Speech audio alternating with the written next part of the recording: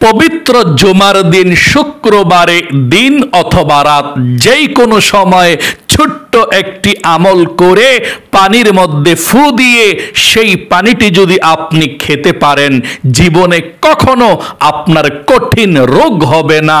আল্লাহ রাব্বুল আলামিন আপনাকে সব সময় সুস্থ রাখবে এবং এই শরীরের মধ্যে যত রোগ আপনার আছে সমস্ত রোগগুলোকে আল্লাহ রাব্বুল আলামিন ভালো করে আপনাকে সুস্থতার সুন্দর সুখীময় জীবন দান করবে। এবং এই পানি পড়াটা যদি আপনার ঘরের ছেলে মেয়ে, স্বামী, সন্তান, শ্বশুর শাশুড়ি সবাইকে পান করাতে পারেন, সবাইকে খাওয়াতে পারেন, আল্লাহ সবাইকে কঠিন রোগ থেকে বাঁচিয়ে রাখবে। জীবনে কখনো কঠিন রোগ হবে না এবং যত কঠিন রোগ আছে আল্লাহ রাব্বুল আলামিন ভালো করে সুস্থতার সুন্দর সুখীময় জীবন দান করবে। তাই অবশ্যই যদি আপনি সুস্থ থাকতে চান তাহলে এই কোরআনি দোয়াটি পড়ে আমলটি করে পানির মধ্যে ফু দিয়ে শুক্রবারের দিন অথবা রাত যেই কোনো সময় পানিটি খেতে পারেন, কোনো সমস্যা নেই ইনশাআল্লাহ। প্রিয় দিনী ভাই এবং মহিলা, মা ও বোনেরা, চতুর্দিকে মানুষ এখন অসুস্থ, হাজার হাজার লক্ষ লক্ষ টাকা চলে যায় অসুস্থ হলে, হসপিটালে ঔষধ বিলে। এই কঠিন এক পরিস্থিতির মধ্যে যদি আপনি সুস্থ থাকতে চান, এই পানি পড়াটা আপনি খান, আমলটি করে ছোট্ট দোয়াটি পড়ে পানির মধ্যে ফু দিয়ে পানিটি পান করুন। নবীজি বলেছেন আল্লাহ রাব্বুল আলামিন আপনাকে সুস্থ করে দিবে। জীবনে কখনো আপনাকে আল্লাহ কঠিন রোগ দিবে না যদি আপনি আমলটি করতে পারেন।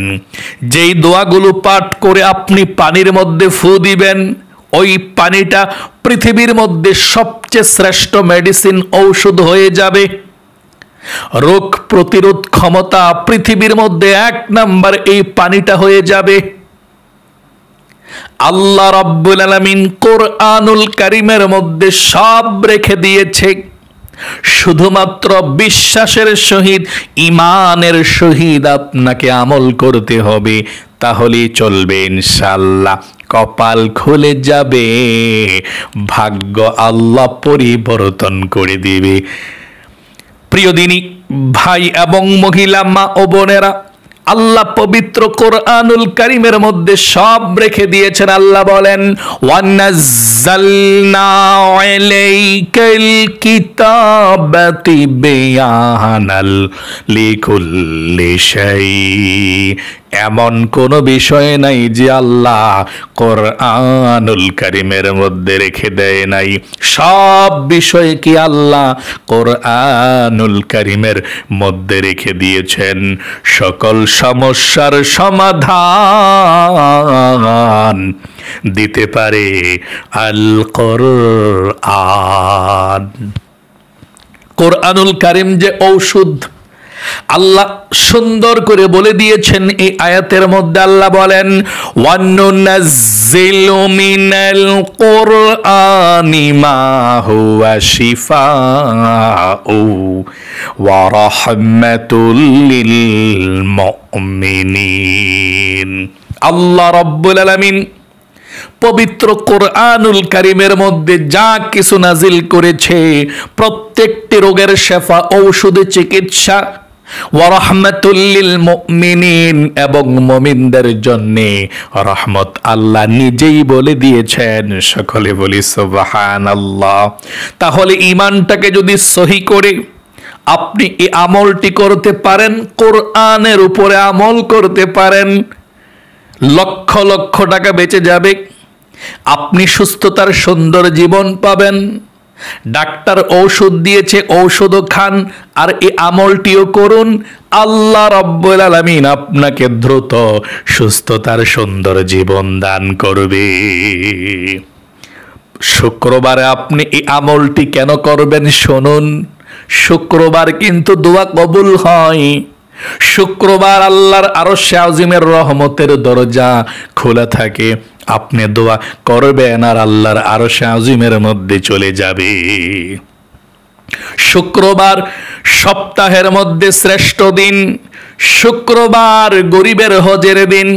শুক্রবার নবীজি বলেছেন এমন দিন, দুই ঈদের দিন আল্লাহর কাছে যেমন সম্মানিত দামি ঈদুল ফিতর এবং ঈদুল আজহা, ঠিক দুই ঈদের দিনের মতো সম্মানিত দিন হচ্ছে জুমার দিন শুক্রবার।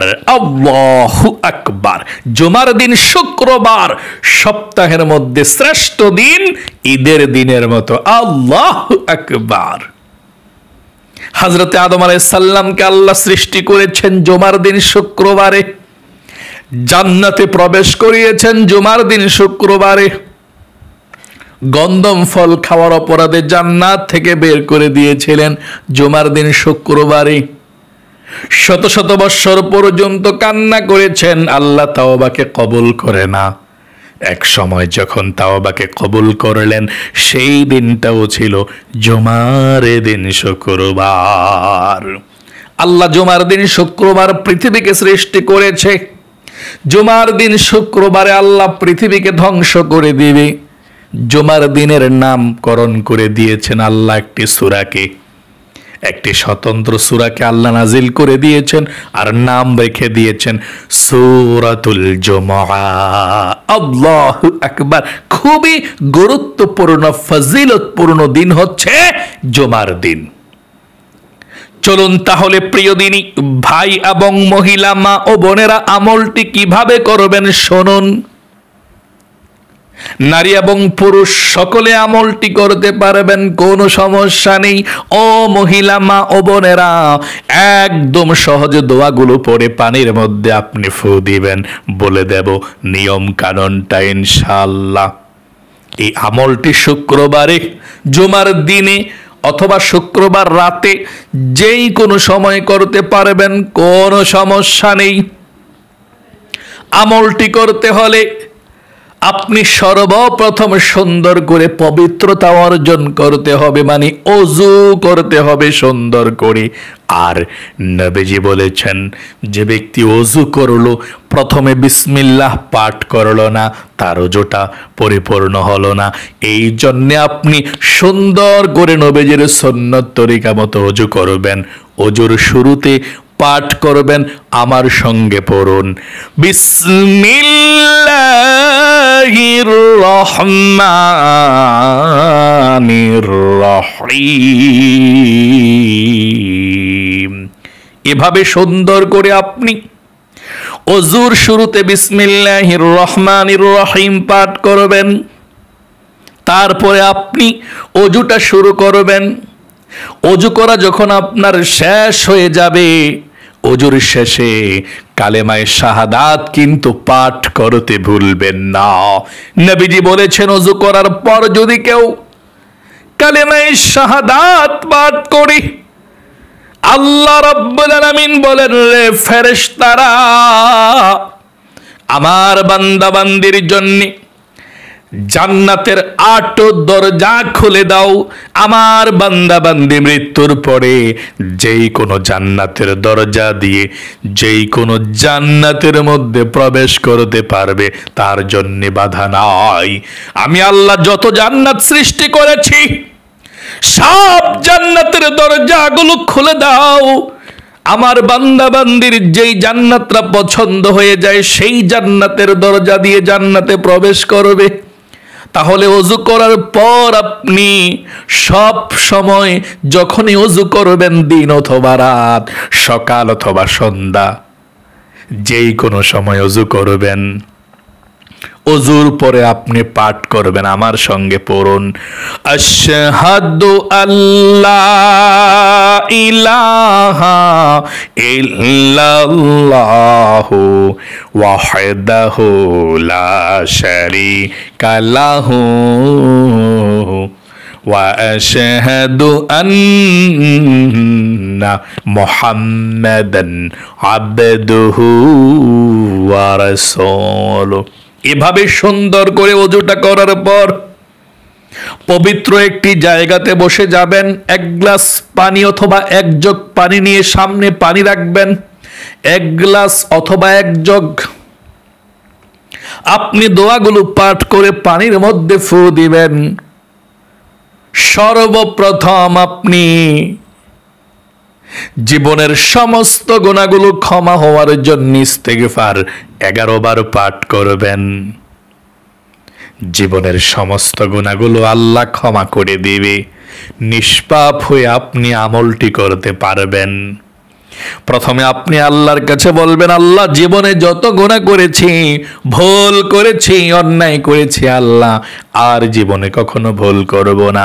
এই কথাটা বলে আপনি 11 বার ইস্তেগফার পাঠ করবেন। আমার সঙ্গে পড়ুন একটিবার, আস্তাগফিরুল্লাহ ওয়া আতুবু ইলাইহি। আবারও পাঠ করুন, আস্তাগফিরুল্লাহ ওয়া আতুবু ইলাইহি। আবারও পড়ুন, আস্তাগফিরুল্লাহ ওয়া আতুবু ইলাইহি। এভাবে আপনি ইস্তিগফারটা পাঠ করবেন 11 বার।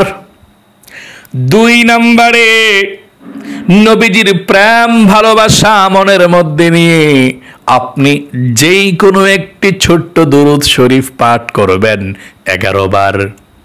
যদি পারেন আপনি সময় থাকে দুরুদে ইব্রাহিম, নামাজের শ্রেষ্ঠ দুরুদ শরীফটি পড়বেন যদি সময় থাকে।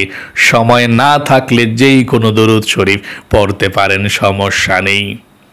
যদি পারেন তাহলে এটা পড়বেন, দুরুদ ইব্রাহিম আমার সঙ্গে পড়ুন, আল্লাহুম্মা সাল্লি আলা মুহাম্মাদিন ওয়া আলা আলি মুহাম্মাদ কামা সাল্লাইতা আলা ইব্রাহিম ওয়া আলা আলি ইব্রাহিম ইন্নাকা হামিদুম মাজিদ।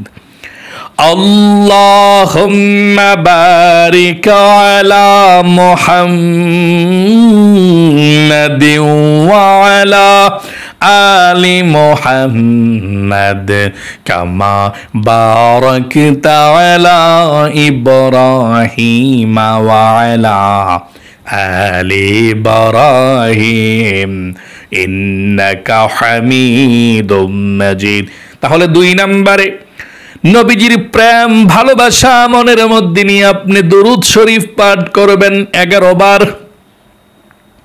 3 নম্বরে আউযু বিল্লাহ এবং বিসমিল্লাহ সহকারে সূরা ফাতিহা পাঠ করবেন 41 বার।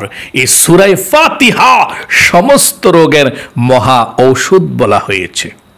যত রোগ পৃথিবীর মধ্যে আছে, যত রোগ ডাক্তার বিজ্ঞানীরা আবিষ্কার করেছে, যত রোগ ধরা খেয়েছে পৃথিবীর মধ্যে, সমস্ত রোগের মহা ঔষধ হলো, চিকিৎসা হলো সূরা ফাতিহা। আপনি 41 বার পাঠ করবেন। 41 বার পাঠ করে ওই গ্লাস অথবা জগ যেখানে পানিটি রেখেছেন, পানির পাত্রে আপনি ফু দিবেন একটি। 41 বার কিভাবে পাঠ করবেন শুনুন, আমি একটিবার পাঠ করে শোনাচ্ছি। প্রথমে আউযু বিল্লাহ পড়বেন, তারপরে যতবার সূরা ফাতিহা পাঠ করবেন শুধু বিসমিল্লাহির রহমানির রহিম পড়বেন।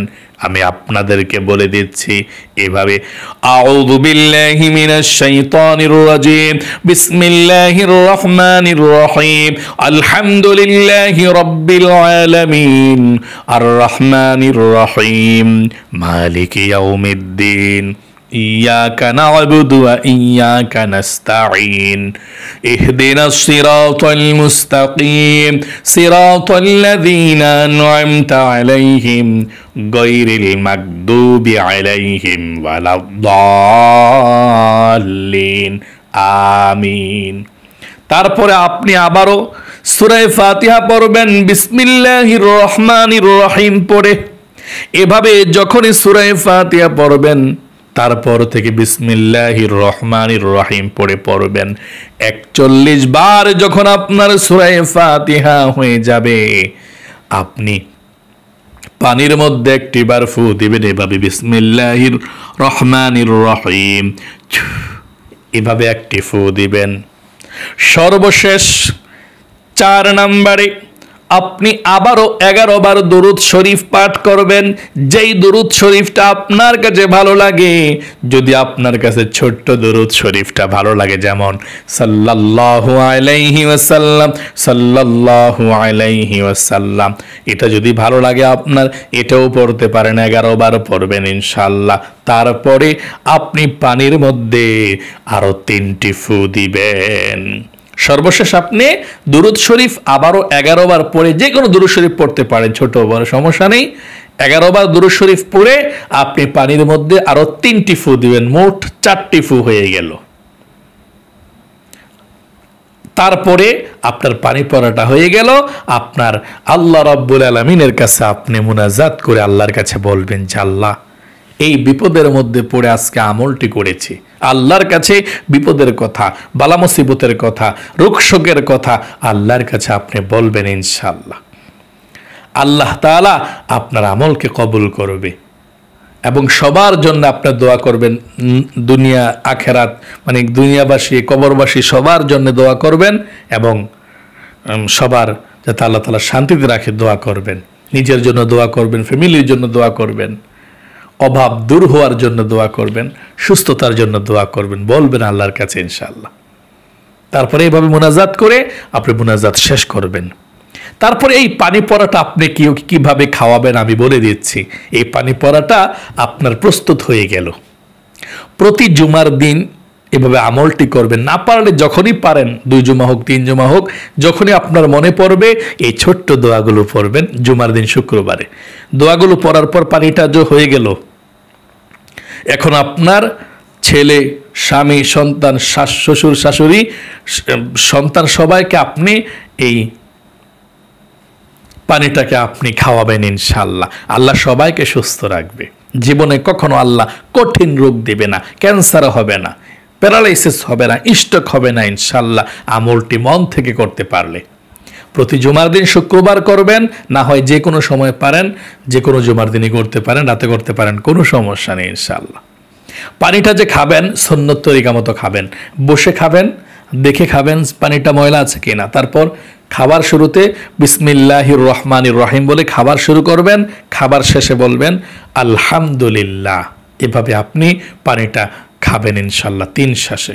আশা করি খুব সুন্দর করে আমলটির কথা বুঝতে পেরেছেন, শিখতে পেরেছেন। আল্লাহ আপনাদের সকলকে ভালো রাখুক, সুস্থ রাখুক, আপনাদের জীবনকে সুন্দর করুক, বিপদ আপদ দূর করুক, দুনিয়ার মধ্যে সুখী বানাক। সকলে কমেন্ট বক্সের মধ্যে লিখবেন আমিন এবং ভিডিওতে একটি লাইক দিবেন। যারা কমেন্ট বক্সের মধ্যে আমিন লিখেছেন, ভিডিওতে একটি লাইক দিয়েছেন, আল্লাহ তাদেরকে তুমি কবুল করো, মঞ্জুর করো। জীবনে একবার মক্কা মদিনায় নাও, সবসময় সুস্থ রাখো যারা অসুস্থ আছে, আমিন। আজ এ পর্যন্তই, আবারও অন্য কোনো ভিডিওতে দেখা হবে ইনশাআল্লাহ। সেই পর্যন্ত আপনাদের সকলের সুস্বাস্থ্য আল্লাহর কাছে কামনা করে আজ এখানে বিদায় নিচ্ছি। আসসালামু আলাইকুম ওয়া রাহমাতুল্লাহি ওয়া বারাকাতুহু।